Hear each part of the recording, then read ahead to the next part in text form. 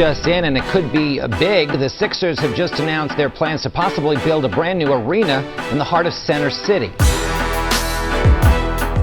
Big additions to what's already a controversial proposal. We're not taking any city subsidies here, okay? City arenas around the country have not created immediate benefits for their neighbors. I'm not displacing one business or one resident. I'm taking one box, which is an entertainment venue of the mall, and putting another entertainment venue that'll have sports and, concerts.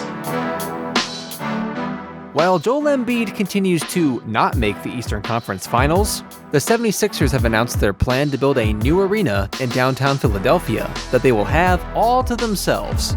Controversy has surrounded the project since day one, as the city struggles both financially and with its post-pandemic recovery, and local residents stand in fierce opposition to its construction. Join me as we review everything we know so far about the Philadelphia 76ers' new arena.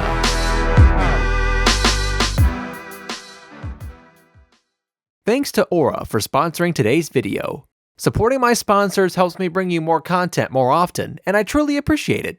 A few years ago, I was caught in a data breach with my cell service provider, and it's been a headache ever since. Constant spam emails, scam calls, and messages that feel way too personal. That's why I'm glad I found Aura. Their identity theft protection monitors your data across billions of sources, like the dark web and public records, and alerts you to suspicious activity. Plus, each adult on your account gets $1 million in identity theft insurance, so you're covered if the worst happens.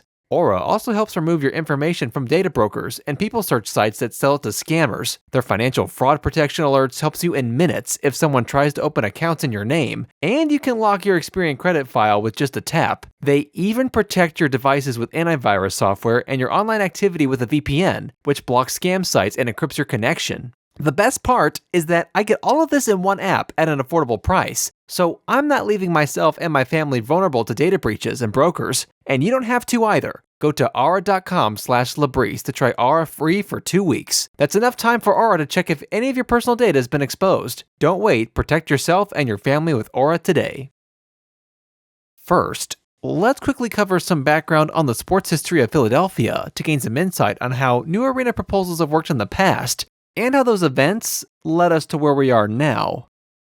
The 76ers weren't Philadelphia's first NBA team, and the scar left behind by the departure of the Warriors can still be felt throughout the city today, giving the upper hand to any of its sports teams that threaten relocation in order to extract funding and favoring public policy. The Philadelphia 76ers originated as the Syracuse Nationals, founded in 1946 as a part of the National Basketball League. The team joined the Basketball Association of America in 1949 during the merger that formed the NBA.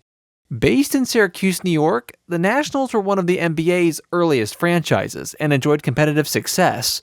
They won their first and only championship as the Nationals in 1955, led by stars like Dolph Schayes under the guidance of Danny Biasone, who also introduced the 24-second shot clock to the NBA.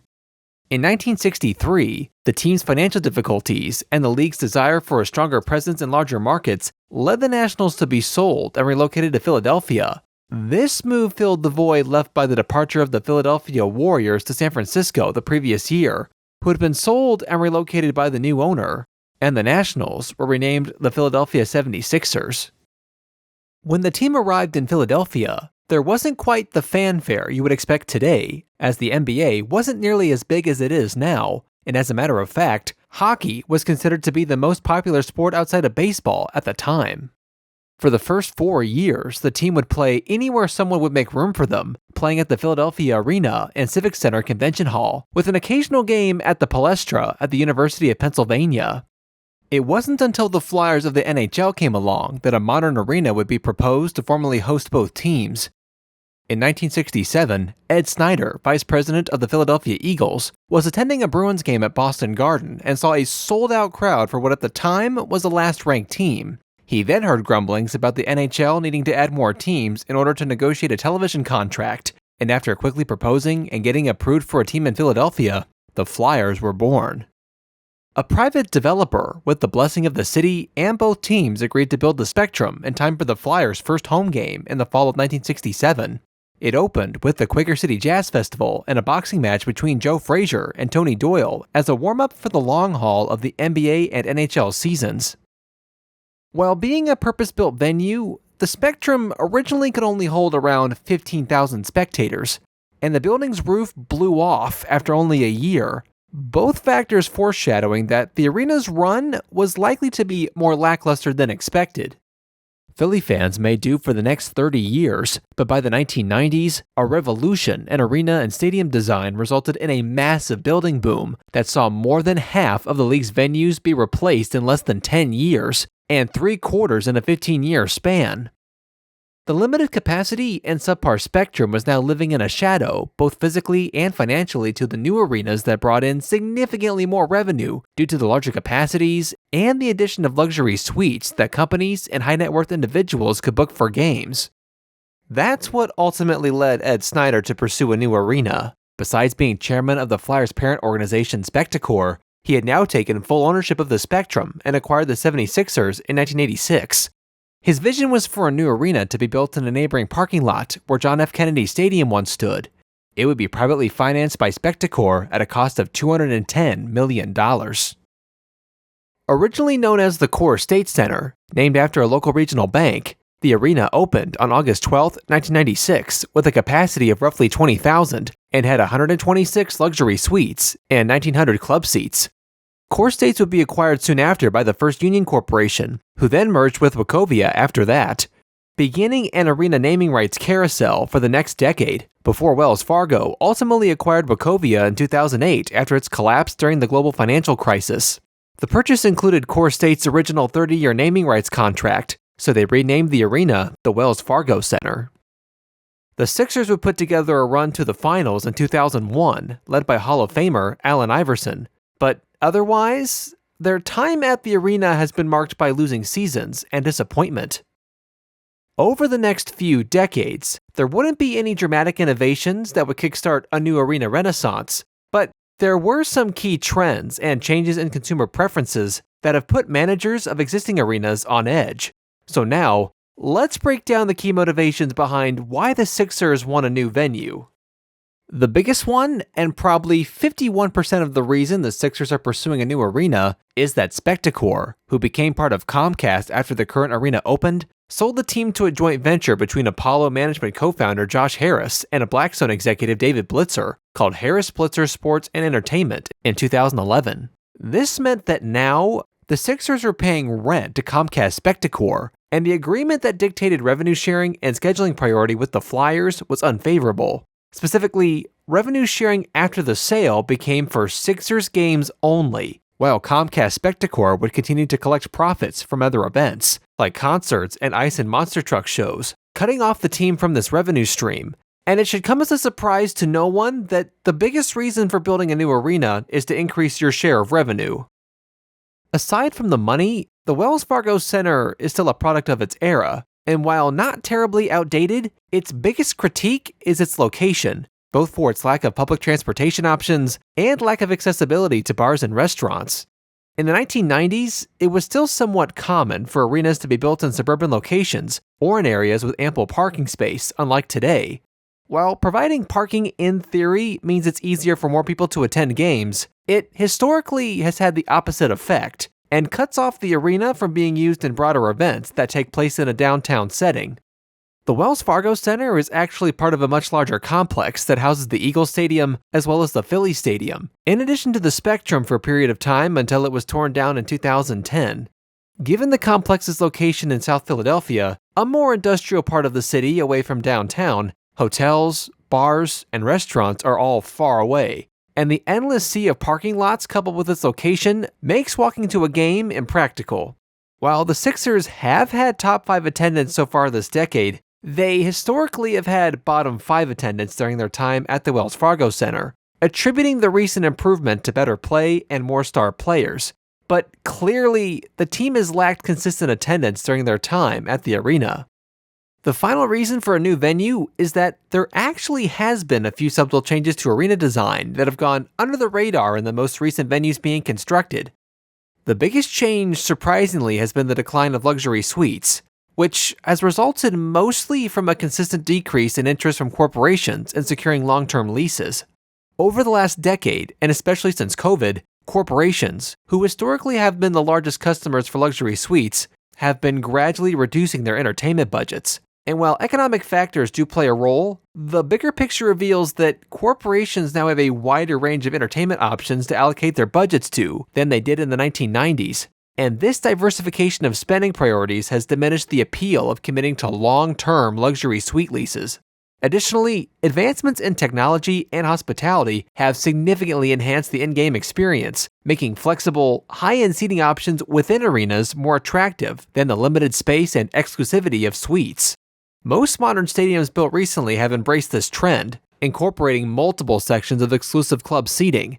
These areas not only provide a premium viewing experience, but also grant patrons access to amenities like private clubs or courtside lounges, offering a more personalized and versatile experience. And especially for high net worth individuals, these seating options are much more practical for smaller groups than traditional suites that can have capacities as high as 20 to 30 people. And this shift has actually benefited arena owners as well, increasing a venue's revenue per seat, a key metric, and overall raises the amount of revenue that can be generated per event at an arena.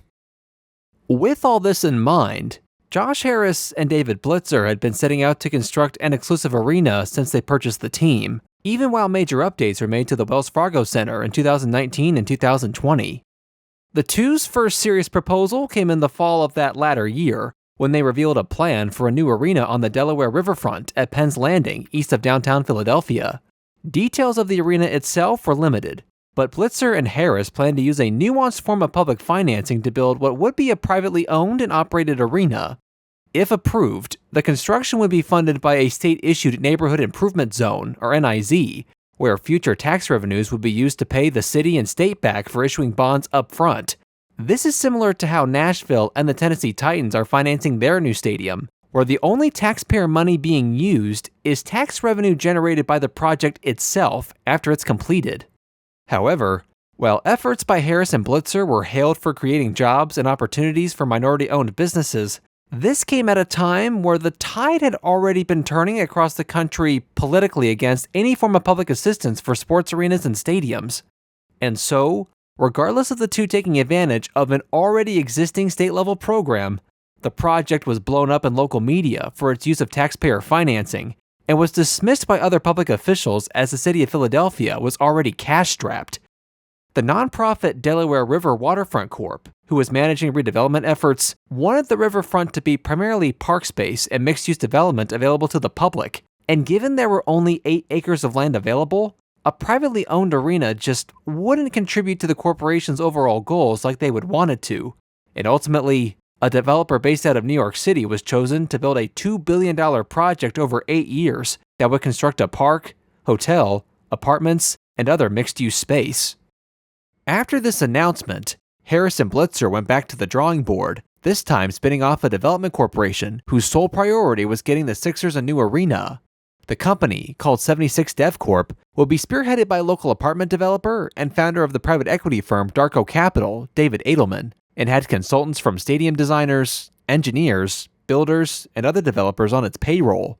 Edelman pivoted the team's focus to downtown Philadelphia, who back in the early 2020s was still recovering from pandemic-induced economic setbacks to its core. There was one site in particular that had just about everything you could ask for, and whose current occupier had been irreversibly sunk by COVID. It was in the heart of downtown, a block from the convention center, was right on top of a prime subway station, a block away from a key train station, was connected to a garage with convenient access to the busiest interstate in the world, and was right in the center of the nightlife scene in Philadelphia. The site in question was the Fashion District Philadelphia, the city's main downtown mall, who over the years had failed, been slated for redevelopment, then a new owner would try to resurrect it as a mall again, before starting the cycle all over. After playing this game again and again, many of the mall's tenants failed to return after the pandemic, and the various owners of the property surmised that building an arena on the site was, quote, the natural evolution despite pouring $300 million into a 2019 renovation. 76 Dev Corp announced their plan to build a new arena called 76 Place at Market East at the Fashion District site in July of 2022. The cost would be privately financed by the group at an estimated $1.3 billion, which included the arena and an apartment tower. The new venue would have a capacity 10% less than the Wells Fargo Center at 18,500 seats. As Cinderella's glass slipper as the situation might seem, other teams, namely the Philadelphia Phillies, have tried building downtown stadiums in the past, only to face vocal and fierce opposition from Chinatown, with whom the fashion district borders. Community leaders came out in fierce opposition to this project as well, citing Capital One Arena in the Chinatown neighborhood in Washington, D.C. as an example of how the neighborhood's identity got stripped away after the arena was built. 76 DevCorp vowed to complete a public benefits agreement with the neighborhood, but after months of closed-door meetings with local leaders, they failed to make any progress, and instead, 40 separate businesses, nonprofits, and other organizations united to form the Chinatown Coalition to oppose the arena, who are receiving funding and support from national civil rights organizations, and have held rallies with local and state officials to vocally act in defiance. Protests then began to dominate city council meetings, with key meetings to discuss issues related to the project needing to be postponed due to outbursts by protesters. Howard Eskin, a local radio commentator, also called out the project, saying that given the area's high crime and limited parking, there simply isn't the infrastructure to support an arena, and more fans are likely to be turned off by the location than they are currently in South Philadelphia. A study by the University of Washington concluded that the new arena would likely decrease tax revenues for the city and state compared to the fashion district, once again due to people being turned off by the presence of the arena because of congestion and increase in activity in the area, saying further that those who attend the venue are more likely to take advantage of concessions, restaurants, and bars within the arena itself than to visit businesses within the neighborhood, or at least until new, more upscale options replace the current ones, not to mention the impact to businesses during construction. Finally, Sam Katz, who unsuccessfully ran for mayor in 1999 and 2003, says that most downtown arenas actually aren't profitable, which is why despite a firm commitment from the 76 DevCorp to privately finance, he suspects they're going to request some portion of the project have a public contribution anyway, on top of the city having to upgrade the subway station and other infrastructure to support the arena. Citing these concerns and the original complaints with the complex in South Philadelphia, in February 2024, Comcast Spectacor unveiled their plan to reimagine their property, including renovation of existing event and hospitality spaces, namely Xfinity Live, the addition of a 250-room hotel, 6,000-seat concert venue, retail and restaurant space, 2,100 apartments, and parking garages. When asked for comment, 76 DevCorp said they had no involvement in the plans and were fully committed to 76 Place. Later that same year, Wells Fargo announced that they would not renew their naming rights deal, leaving Comcast Spectacor on the hook for finding a new naming rights sponsor, as its most lucrative tenant was committed to leaving the venue. After the South Philadelphia Revitalization Project was unveiled, Axios Philadelphia found that 81% of respondents preferred Comcast Spectacor's redesign of the complex over the Sixers' new arena plans at 76 Place. With questions and criticism mounting, in September of 2024, newly elected Philadelphia Mayor Cheryl Parker formally endorsed the project, announcing a package of ordinances, legal actions, resolutions, and most importantly, the Community Benefit Agreement in support of the 76ers plans. The 80-page document was then delivered to the City Council, who began debating various items within the package. One of the items up for discussion was the studies that were completed to assess the impact of the arena on the neighborhood, which confirmed suspicions that Chinatown's businesses would likely be displaced by the project, and that the city's streets could only handle 40% of the visitors to the arena by car. Mayor Parker assured her commitment to Chinatown and outlined the Community Benefit Agreement, a total $50 million investment that includes a $3 million small business lending fund for local businesses, a neighborhood security substation which will include increased numbers of cameras and lights on the streets to increase safety, long-term community involvement with the project, and your typical commitment to hiring local businesses and workers during construction.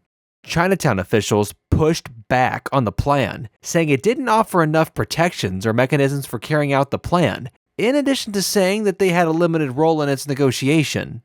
After the unveiling, Axios Philadelphia conducted their poll again and found that now only 74% of residents were against the arena, compared to 81% before.